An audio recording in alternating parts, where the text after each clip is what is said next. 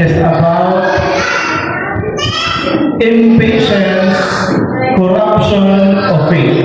Last time, ako ang topic is about faith. Pagtuo. Nga ang pagtuo di ay, na makuha na to diya sa tulong sa Diyos. Faith comes from hearing and hearing the Word of God. But faith without action is dead. In short, maskin pag isa kalikon ang imo ang pagtuo igsoon, kung ang imong pagtuo di wala sa pruweba, dili mo palihukon, there will be time na makaingon ka na murag walay pulos ang akong pagtuo. Why? Walay proof. Let someone know na ikaw na higugman niya, dili lang mahuman sa I love you ang imo ang paghigugma. Kinahanglan nimo ipakita in your act. Imo ang ipakita in your way nga maramdaman sa imo ang partner nga nahigugma jud kaniya. No? Ang uban sa unang panahon magkabupaw tubig. Bugha pa og kahoy.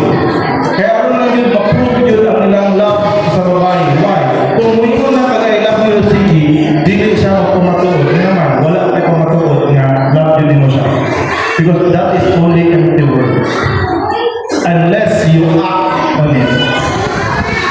So, ang faith, importante yun siya na naagid siya'y buhat.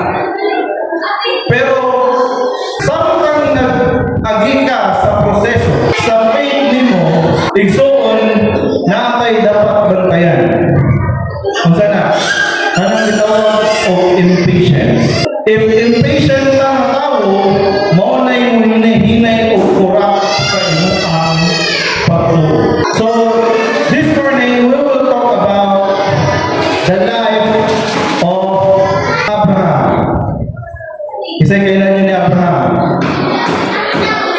Isa mo yung old name, Abraham. Before siya i-change ni Lord.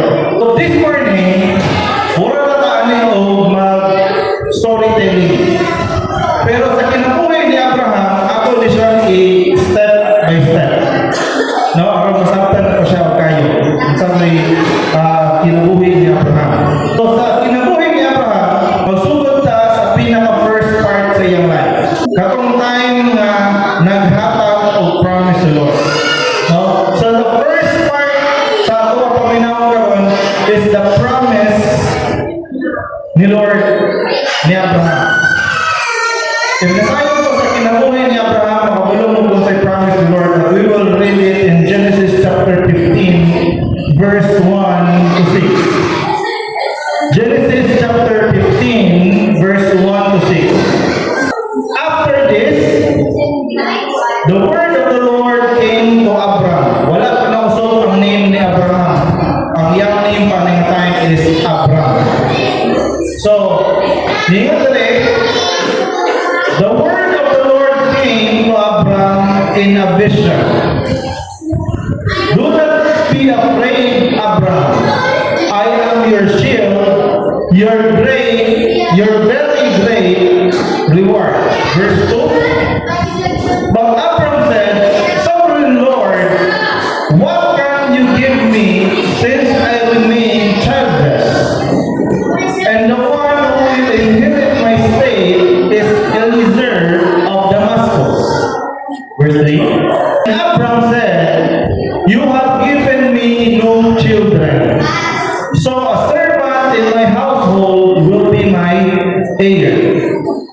So niyon diri sa Bible na, Lord, wala ako ni mo atake o anak. So tanan nga pagligayunan nako, tanan nga pag-aaral nako, ang makamana ani is ang ako ang servant. Ang makamana ani mo yung mahimo, tagapagmana sa ako ang mga ariyan is ang ako ang servant naman, wala ko yung anak. Verse 4. Then the word of the Lord came to him. Yun siya, this man will not be your heir. Kani nga tawag na imo ang sulutoon, dili na siya mo'y tagapagmana nimo. But a son in your own flesh, and blood will be your heir. Alat ni si Lord nga, ayaw ka wala ka Abraham, dili na siya mo imo ang tagapagmana. Ano man?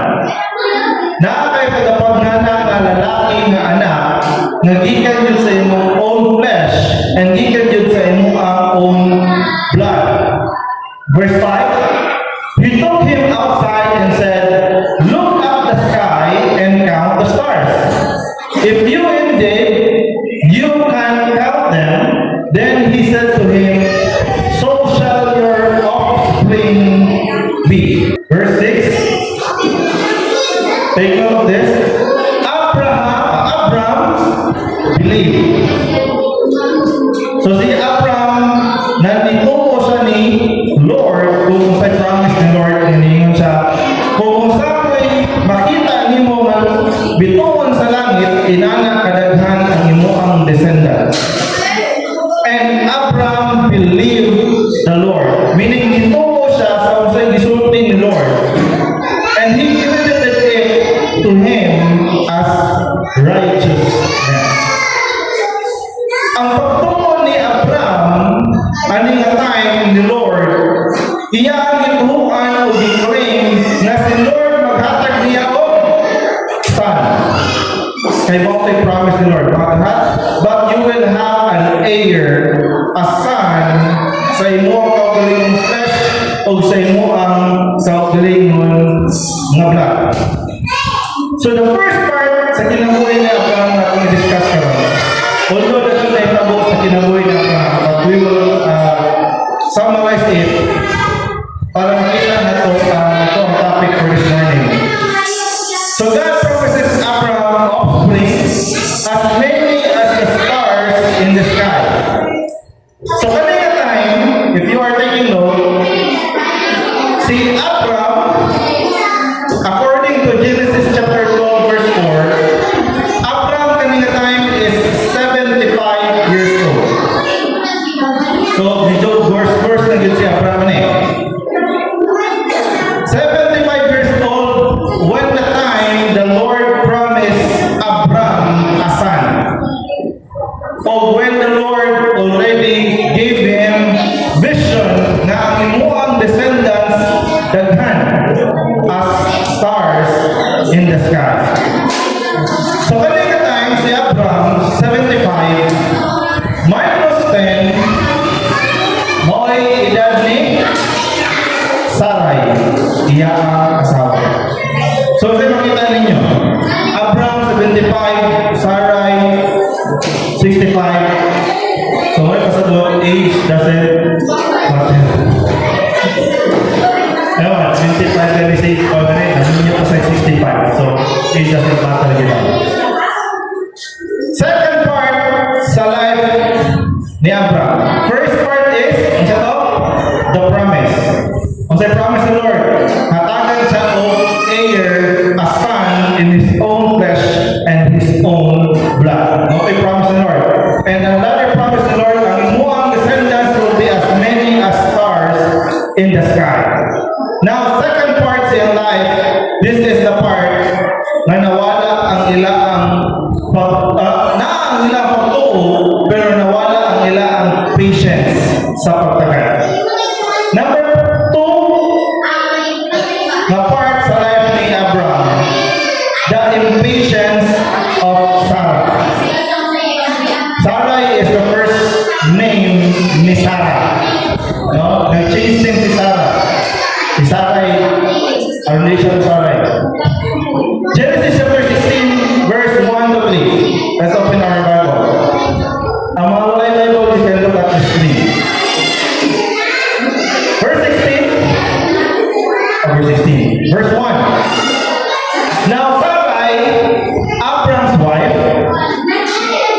had not been able to bear children for him, but she had an Egyptian servant named Hagar. So si Sarai, wala siya napahatag o anak ni Abraham. Gikan atong time na nag-promise si Lord na maghatag siya anak. Wala pa ka anak yapon si Sarai. So si Sarai, na siya'y katabang nga Egyptian na girl. Ang name niya is si Hagar. Verse 2.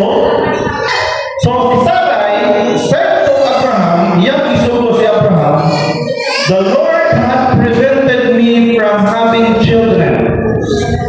Go and sleep with my servant. Perhaps I can have children through her." So ang idea ni Sarai, since i-promise the Lord na naa kay anak na tagapagmana from your own flesh and from your own blood, na misinterpret ni Sarai. Na kayo siya ka flesh and blood ni Abraham, pero pwede rin siguro, dili ako ang flesh and blood. At the same time, basig kanay nga pamagi, ma-fulfill ang promise ni Lord, kay dugay na kayang panahon na wala siya nakahatay ng anak ni Abraham, which is the promise ni God. So nahulog na si Sarai, nawala ang iyang patience sa pagtagad sa promise ni Lord. So, balik na sa verse. Perhaps I can have children through her. And Abraham agreed with Sarai's proposal. So si Abraham po, kasi di ay no, ay nana yun ang interpretation ng Lord. So instead nga, si Abraham mo, danop siya ng Lord, o mag-ask siya ng Lord, Lord, kung saan mo na ay plano ni mo, Lord. Wala na sila ni consult the Lord, but at the same time, nga niingon si Sarai, ni-agree na yun si Abraham. So, and Abraham agreed with Sarai's proposal. Verse 3. So Sarai, Abraham's wife, took Hagar, the Egyptian servant, and gave her to Abraham as a wife. So si Sarai, nagkasilala ni Abraham. Ano ba? Nilugod si Hagar si Sarai, nisulod siya kasi Hagar, mahimong babae ni Abraham. So this happened 10 years after Abraham had settled in the land of Canaan. Kaning niya time na si Sarai got impatient and make her own move, thinking that their faith with God, if they acted on it and do something about it, the promise will be fulfilled. Naguna-una si Sarai nga kung ako aning gihupon ni ako ang pagtuo, maskin wala pa'y mando sa Diyos, basig ma-fulfill ang promise ni Lord. Namasin si Sarai. So Sarai, kaning time, is around 75 years old. So pila ka years gikan na ito nag-promise the Lord ni Abraham. Si Abraham, 75 na siya itong time. 65 si Sarai. Karon 75 si Sarai, 85 si Abraham. Pila ka years na tinagad para sa usa ng anak? 10 years. Within anak na 10 years, hikapoy o tagad si Sarai. Kasi dili mo silbi mo, tagad ka sige nga naman. Nagtaas ako ang edad. Imagine mo mo 75 na po. Wala ko yan kung nadahatag anak ni Lord. God have not given us children. So sa gibuhat ni Sarai, iyang gi-advancean si Lord. Iyang gi-overtake ang plan ni Lord. Iyang siya, sige, mo na itong buhaton. Tapad ka sa ato ang mate. Ito. Pagkuhan mo, mate mong luha para iyang anak, mahimo nga ako akong anak. Base mo na yung pasabot ni Lord kung magkaanak ko. So, Sarai was 75 years old during this time. So, it was 10 years from the promise na gihatag ni Abraham. And Sarai got impatient because it takes too long para ang promise ni Lord ma-fulfill. So, she made a big move and made Hagar, the Egyptian servant, to Abraham. And this is what happened. Verse 4. So Abraham had sexual relationship with Hagar. And and she became pregnant. Muna niya nakapahitron. Usahay na sa huli yun ang pagsisisi. But when Hagar knew she was pregnant, she began treating Sarai or her mistress Sarai with contempt. Kung saan ang contempt ikson? So contempt is lack of respect. Or ang uban gani is no respect at all. Meaning si Hagar, na servant ni Sarai, pagkapuros niya, nagka-self-confident siya. Ninsa na ako ang asawa na naay anak. So yan po, gimistreat niya si Sarai. Maskin si Sarai may iya ang boss sa una. Nagsugod o gawas ang batasan ni Hagar. Karon kay nasupor naman po si Sarai, nagmangay siya. Verse 5 na ngayon, then Sarai said to Abraham, "This is all your fault." Sino ni mo si Sarai ni? Ang Sarai ni nga idea. Ni-agree lang si Abraham. Pero pag nakapot sa time, nag-iaway na siya o i-mistreat na siya ni Hagar, niyon siya, ikaw isa lang ni Abraham. I put my servant in your arms, but now that she is pregnant, she treats me with contempt. The Lord will show who's wrong, you or me. Ay, sabi sa Sarai. Magkaalaman nila ni Abraham kung sa'yo na to, ikaw ba o ako? Pero kung naman tayo, si Sarai yung una ni suggest. No? So, si Abraham, gisamukan siguro siya ni Sarai, verse 6, naging siya. Abraham replied, "Look, she is your servant, so deal with her. Imuha man ang kataba, ikaw na may bahala na. With her as you see fit. Kung usapay lataw ni mo nga angay mahitabo ni Hagar, wala na may pakialam, ikaw na may bahala na. Imuha ng tao, imuha ng problema." So guys, si Abraham po.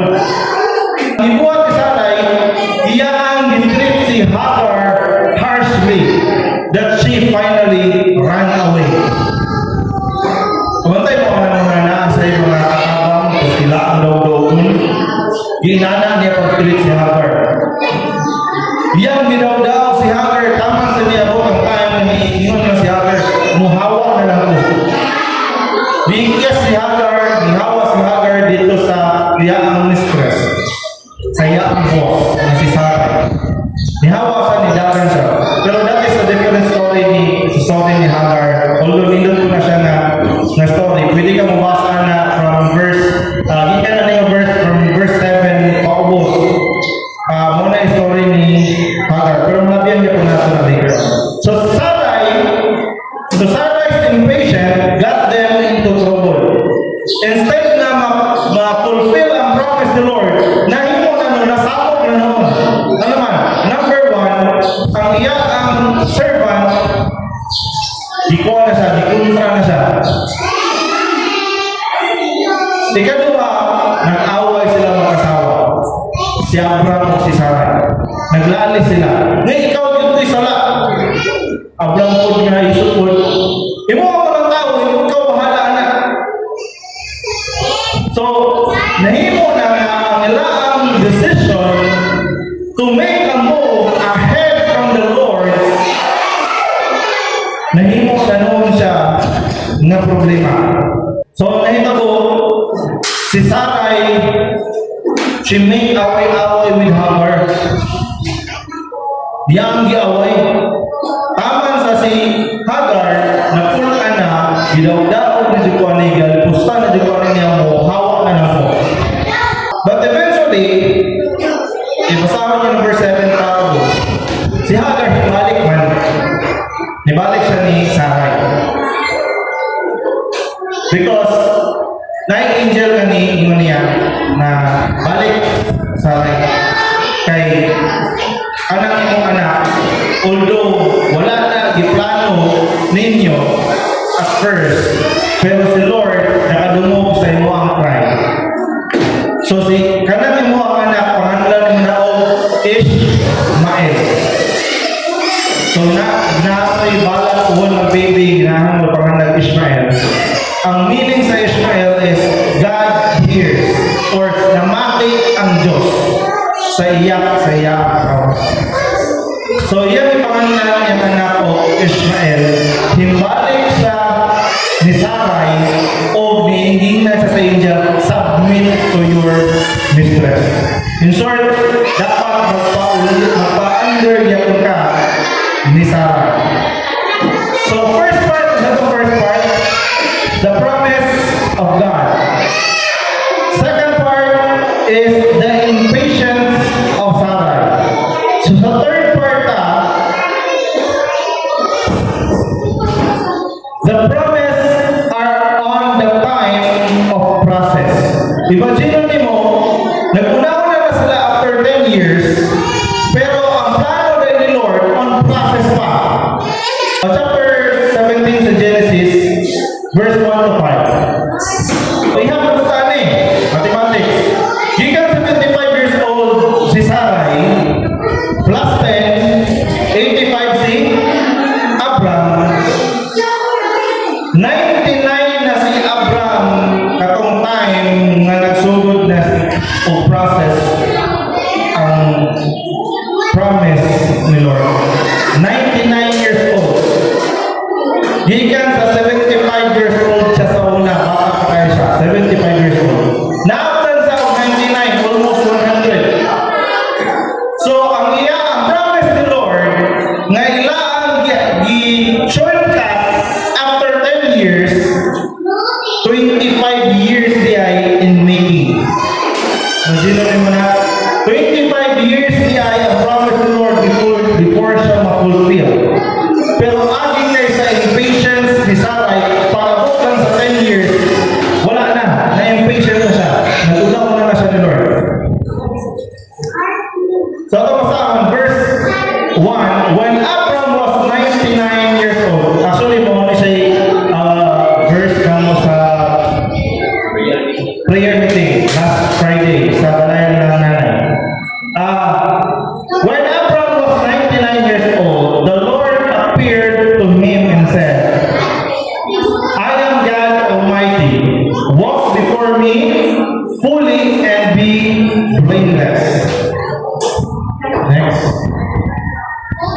Then I will make my covenant between me and you, ipadulog siya ni Lord,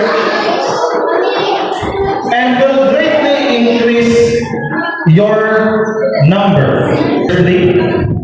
So verse 3, Abraham fell face down. So si Abraham niyugbo diha sa Diyos face down. And God said to him, as for me, this is my covenant with you.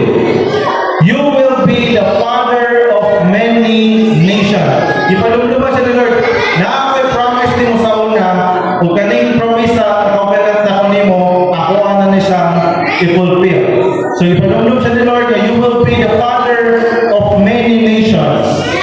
Verse 5, no longer will you be called Abraham. So kaning time, sa iya pa ka 99 years old, na-change ang name niya from Abraham to Abraham. For I have made you the father of many nations. So, even if they are impatient, diyan ni Lord, nag-act si Sarai around 10 years after the promise ni Lord, na siya'y gibuhat na dili plano ni Lord. Pero the same time, pag-abot to 99 ni Abraham, si Abraham di-adto ni Lord o nag-istorya si Lord ni Abraham.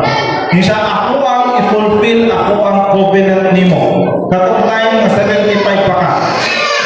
Ipadulungan siya ni Lord. Kung saan mo yung promise na ko, 25 years ago, ako siyang fulfill. Naman, mo na akong sabot, Abraham. Imagine mo, maskin pag na-elapses si Abraham o si Sarai ni Lord, kaya nag-una-una man sila, pero si Lord never back down sa iyang pulong. Kung gusto niya si Lord, iya ang tinulong. Amen ba? Amen pa ba? Hindi na tulog na. Nasa ba ni story ni Abraham? Kung gusto niya si Lord, maskin magkinaon sa iya ang ginang i-fulfill. Maskin unsa para kadalaya. Katong time na niyon siya adila na ko lunupon balik ang kalibutan. Wala na niya, never in the Bible na makadungog ka nga nibalik og lunok sama sa lunok ni Noah. No? Pero pag iyon niya nga pakyo na ko ang tanan nga nagpuyo diya sa Sodom and Gomorrah. Itinuod yun po niya patay ang tanang tao sa Sodom and Gomorrah, except sa mga pinili sa Diyos. Wala niya ginunupan, ipaulanan para kalayo. Pero wala ni back down sa Lord sa iyong word. Kung nag-promise sa Lord ni Abraham 25 years ago, dili mo back down si Lord sa iyong promise. Maskin pa si Abraham o si Sarai na sayo, sa ila ang idea. Verse 15 to 17 nagingon. God also said to Abraham, as for Sarai, your wife, you are no longer to call her Sarai. Her name will be Sarah. I will bless her and will surely give you a son by her. I will bless her so that she will be the mother of nations. Kings of peoples will come from her. Verse 17, niyo siya. Abraham fell face down and laughed. He laughed and said to himself, si Abraham, gayaw-yaw siya, siya kaugalingon, siya himself, wala pa siya istorya ni Lord. Puro siya niya siya katawa. Nga naman, 99 years old na Lord. Kaya pa ba? Si Sarai, ay mas 90 years old na. 10 years na lang, makadawa ko sa 100,000. Pero si Abraham, na-action siya katawa. Siya, pali si Lord, joke din si Lord. 100 years old na ko. Naiyon siya sa himself, will a son be born to a man 100 years old? Will Sarah bear a child at the age of 90? Yun siya na, kauna-una sa kayo sa kaugalingon. Ayaw pa ka ha, Lord? Ayaw pa ka na mo? Ako nandun ako si Sarah. 90 years old na. Pero after in verse 18, nagingon siya. And Abraham said to God, katong to ang iyang gingon kanina, iyaro ang self up, wala pa sa istorya ng Lord. Muna-muna lang siya sa self up na. Okay, istorya na siya sa self up. Ayaw pa ka ako. Ayaw pa ka ni Sarai. Pero kami ka time, na-istorya na siya ng Lord. Ay, naka-idea siya na naamalay yung anak ni Hagar. So, ang iyang una-una, nga anak ni Sarai, na dimension ni Lord, is si Ishmael. So, niyon si Abraham ni Lord, if only Ishmael might live under your blessing. So, niyon siya na, Lord, salamat Lord, palayaw na ako bless ni Ishmael. Yun si Lord, hindi ba si Ishmael ang pasabot?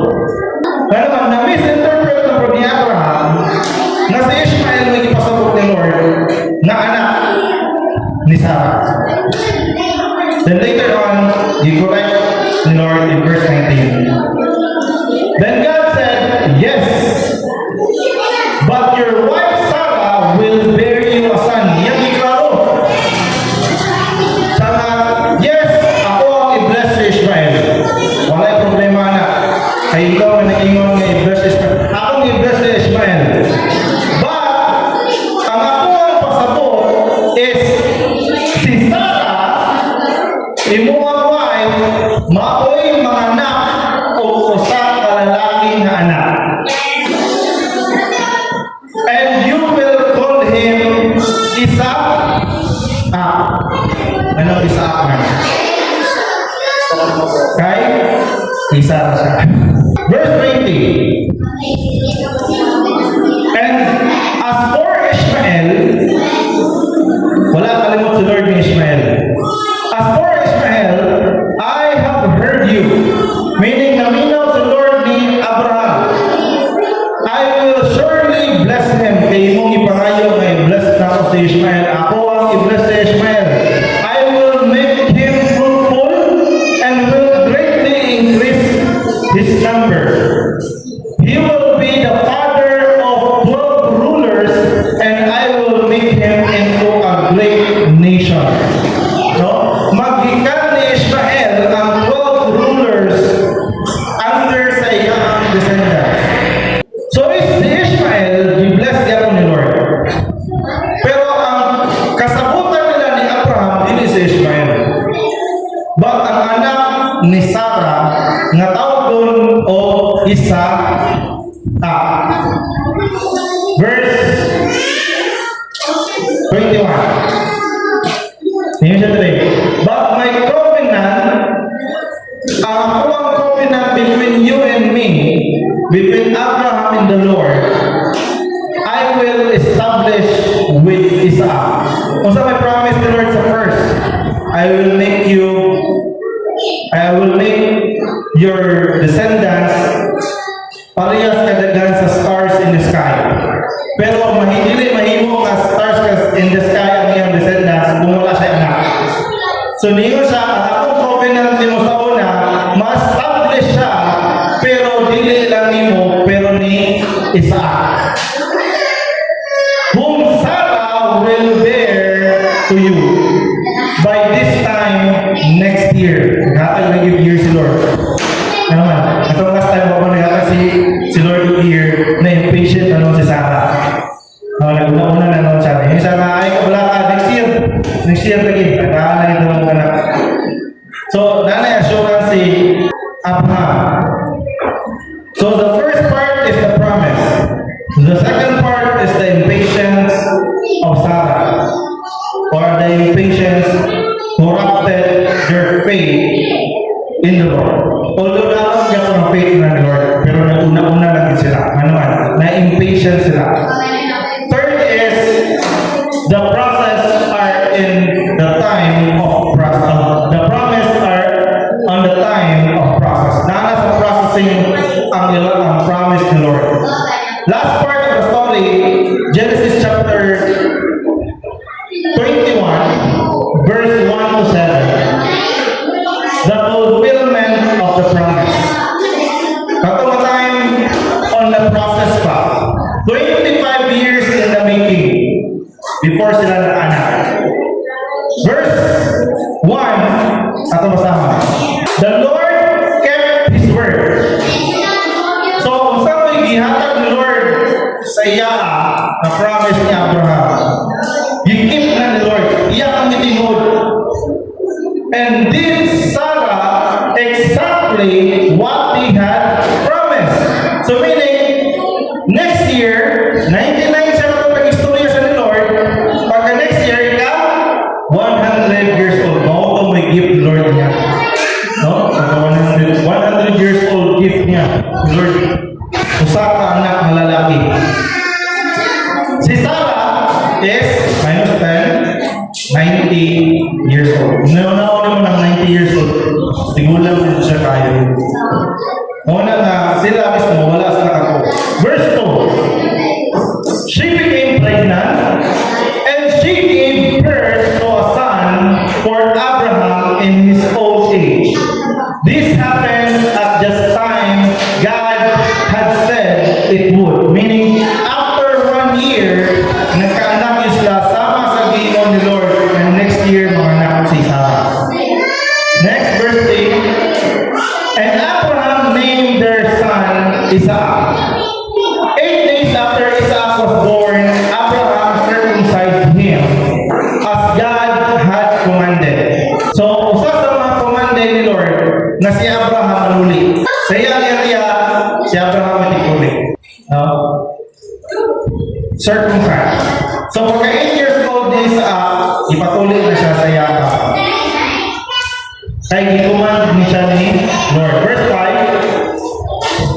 Abraham was 100 years old when Isaac was born. Verse 6, tinani ang ilang huna-huna after nadawat nila ang promise ni Lord. And Sarah declared, God has brought me laughter. Nalipay kay si Sarah. All who hear about this will laugh at me. Tunay ko kadungog na ako nanganak sa 90 years old ako pangidawad, dili years ang mga tao. Makatawa yun siguro sila. Ano ba, 90 years old, not sure ka? So, verse 7, who would have said to Abraham that Sarah would nurse a baby? Yet I have given Abraham a son in his old age.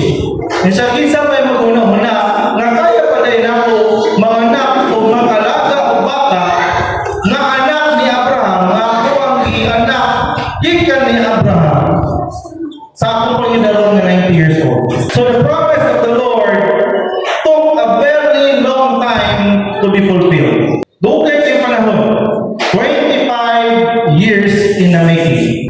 Now, one of the questions that came up to my mind, kinsa ba sa atoa nga nanay dugay nga giampo sa Dios sa dugay nga panahon nga dugay kay niyang gihatag? Na ba? Na ba? So, yun ako yung during the time we are praying sa Pongso and si Michelle, okay, yung Lord. No? Ang uban patutong na impatient sila tinagat siguro, item siguro. Ang uban dili na mo in line lang sa pag-teacher. Eh, mo na may problema karon sa about education sa country. Agi kay dili sila kakuha ka item dayon.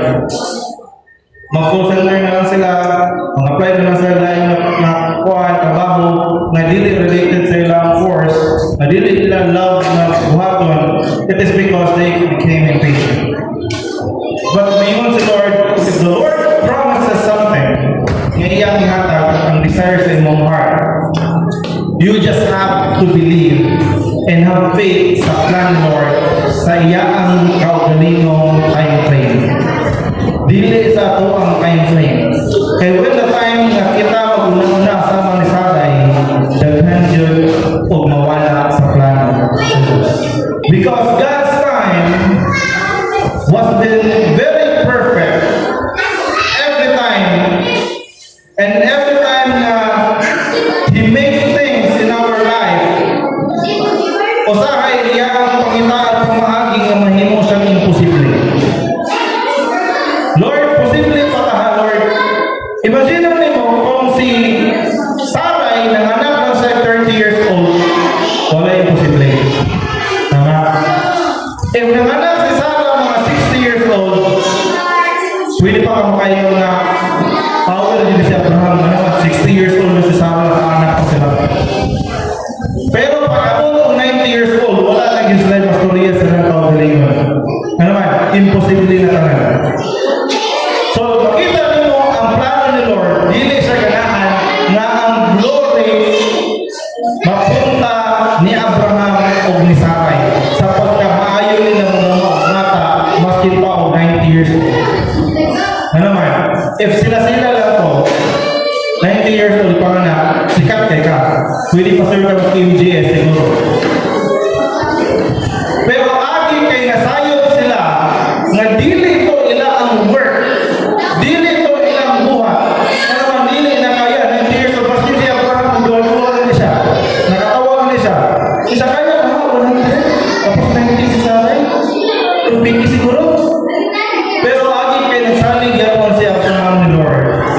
Si Lord, since naka-promise ko ni Abraham, iyaan ang fulfill.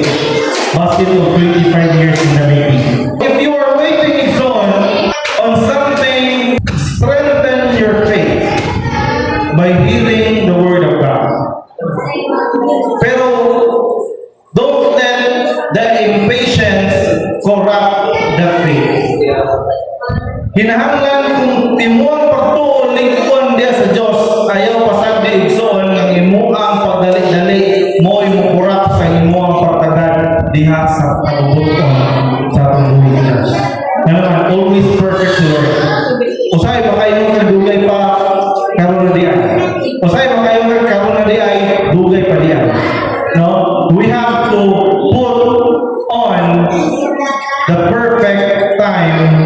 ni Lord.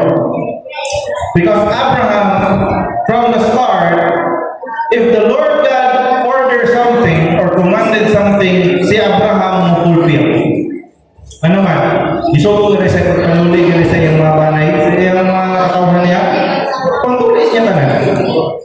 Si Isaac, panganak, 8 years old, yan pinuli. Ano man, suko ni Lord, command ni Lord. So si Abraham, tanan na command ni Lord, nito siya. He is not just hearer of the word, but also doer of the word. Pero at the same time, dito lang sila nabigil, kaya na-impatient sila sa pagtagad sa promise ni Lord. More than 10 years after, naghimo sila o kababalaghan. Pero even katungtuang na events sa ilang life, si Lord, umitag yan pamagi. No? Even if naatay na buhat nga dili kabubuton ni Lord, pero si Lord dili musunod nga mawala ka sa pasig. Mangita ka sa pamagi for you to return from the path and for Him to fulfill what He promised diha sa ato.